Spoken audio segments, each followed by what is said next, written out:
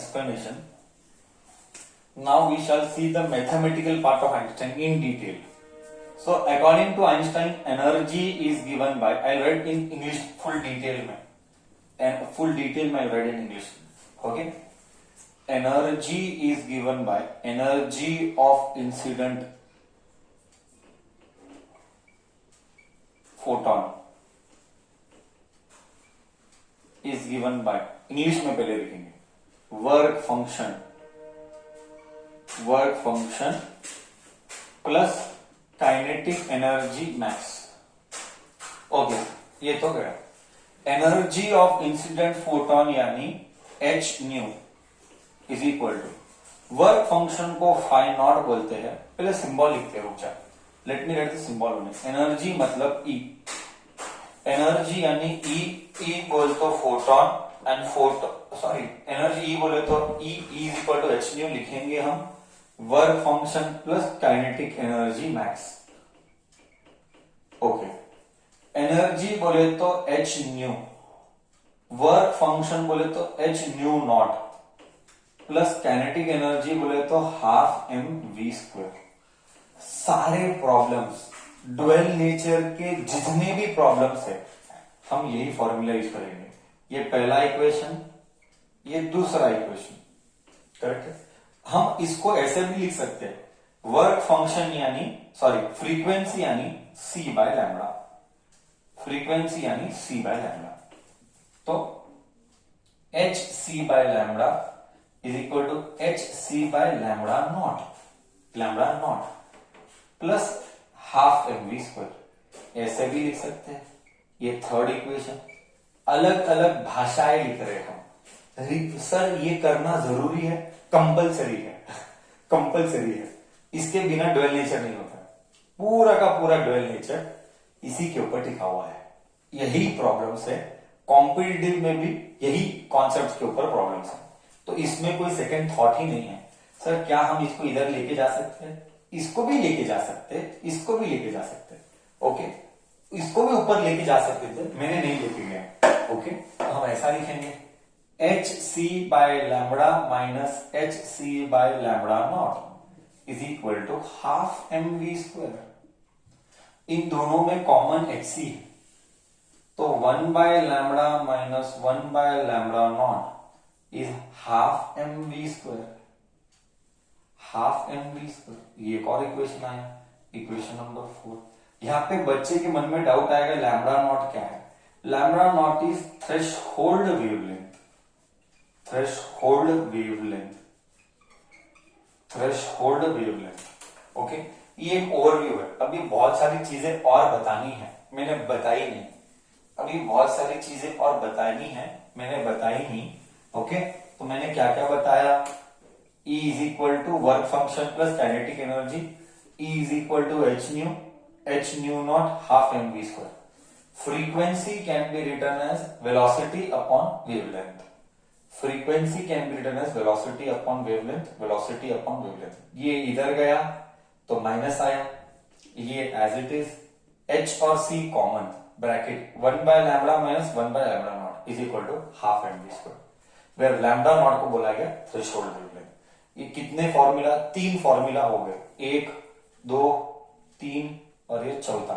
और एक और फॉर्मूला करूंगा, बोर्ड रब करना पड़ेगा उसके लिए. क्या इधर तक गया? क्या लॉजिक इधर तक गया सबको? हाँ या ना? सबको अच्छे से गया?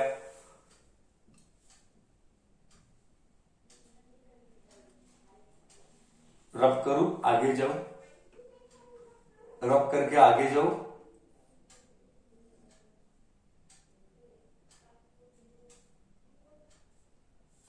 ओके, अब देख, अब आगे देख क्या करता हूं. अब आगे देख क्या करता हूं. ये ऐसा ही रहने दे, ये ऐसा ही रहने दे. आगे देख और क्या करता हूं. हमने 10th स्टैंडर्ड में we had studied what we had studied. Sir we had studied in 10th standard work done is work done to move the charge is potential difference. Potential difference यानी V. ओके, तो ये इधर गया. ध्यान से देखना, ये 10th स्टैंडर्ड है. work done to move the charge is potential. So work done is potential into charge. So work done is potential into charge. Okay. Sir work done यानी काइनेटिक एनर्जी. क्यों वर्क डन यानी kinetic energy? क्यों sir? Work done बोले तो joule and kinetic energy बोले तो भी joule ही है. वर्क डन बोले तो जूल, काइनेटिक एनर्जी बोले तो भी जूल ही है. करेक्ट है. तो kinetic energy is given by okay potential into charge. Potential को मैं बोलूंगा स्टॉपिंग पोटेंशियल. यही तो किया ना. इसमें हम पोटेंशियल नहीं कर रहे, हम स्टॉपिंग पोटेंशियल कर रहे.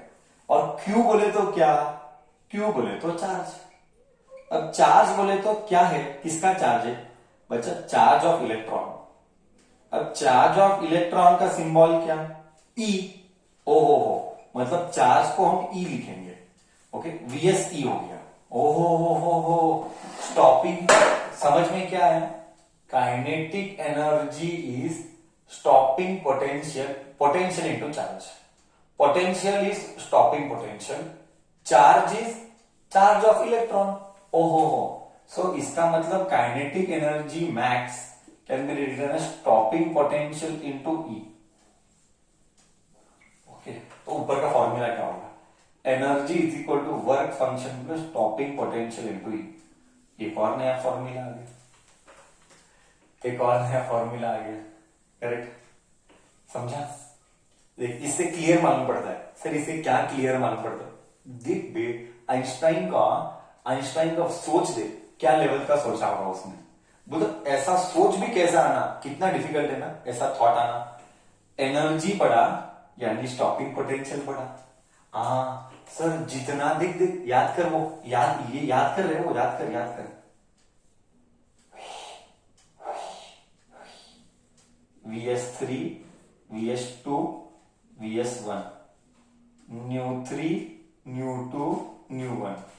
हाँ एनर्जी ज्यादा यानी फ्रीक्वेंसी ज्यादा तो स्टॉपिंग पोटेंशियल ज्यादा. फ्रीक्वेंसी ज्यादा स्टॉपिंग पोटेंशियल कम. फ्रीक्वेंसी ज्यादा स्टॉपिंग पोटेंशियल ज्यादा. एनर्जी ज्यादा यानी फ्रीक्वेंसी ज्यादा. फ्रीक्वेंसी ज्यादा यानी स्टॉपिंग पोटेंशियल ज्यादा. फ्रीक्वेंसी ज्यादा यानी स्टॉपिंग पोटेंशियल ज्यादा. क्या फील आ रही है? क्या सारा भांडा फोड़ा मैंने? क्या सब भांडा फोड़ा अच्छे से?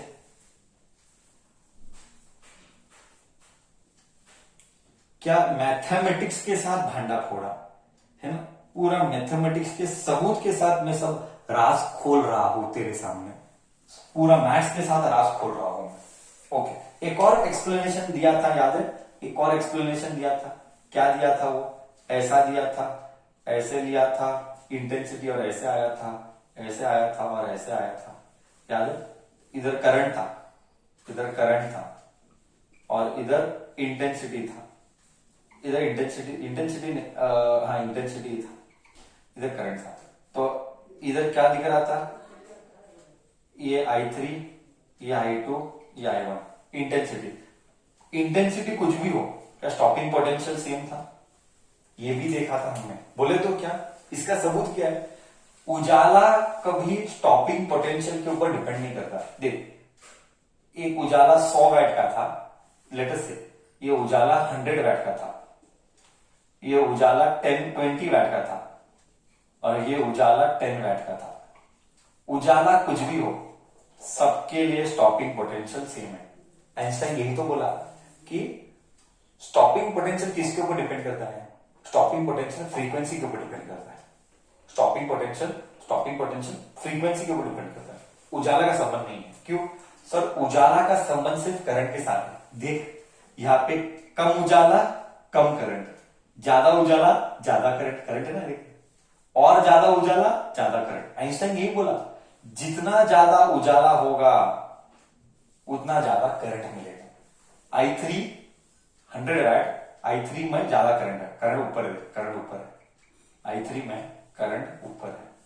करेक्ट. ये क्या सब ग्राफ का एक्सप्लेनेशन आइंस्टाइन ने किया? क्या सब ग्राफ का एक्सप्लेनेशन आइंस्टाइन ने किया? क्या ओवरऑल कॉन्सेप्ट गया नहीं गया? क्या अभी भी बाउंसर है सब? कॉन्सेप्चुअल क्लैरिटी मिला नहीं मिला, सारा फॉर्मूला याद रखना पड़ेगा। ये था पूरा भांडाफोड़ फोटो इलेक्ट्रिक इफेक्ट का। तीन इंपॉर्टेंट चीज होती है। एक चीज इंटेंसिटी की दुनिया, दूसरी चीज फ्रीक्वेंसी की दुनिया, एंड तीसरी चीज थ्रेशोल्ड के बिना फोटो इलेक्ट्रिक इफेक्ट नहीं होता है। अगर तुझे फोटो इलेक्ट्रिक इफेक्ट चाहिए, सबसे फर्स्ट कंडीशन तेरा एनर्जी मींस तेरा एनर्जी मतलब तेरा फ्रीक्वेंसी थ्रेशोल्ड से ज्यादा होना चाहिए या वर्क फंक्शन से ज्यादा होना चाहिए, तो ही फोटो इलेक्ट्रिक इफेक्ट होगा। फोटो इलेक्ट्रिक इफेक्ट होना मतलब इलेक्ट्रॉन्स बाहर आना। फिर उजाला कुछ भी कर, उजाला का संबंध फोटो इलेक्ट्रिक इफेक्ट के साथ नहीं है, पहले ये दिमाग में क्लियर कर। उजाला का संबंध सिर्फ और सिर्फ फोटो इलेक्ट्रॉन्स के साथ है, यानी करंट के साथ है।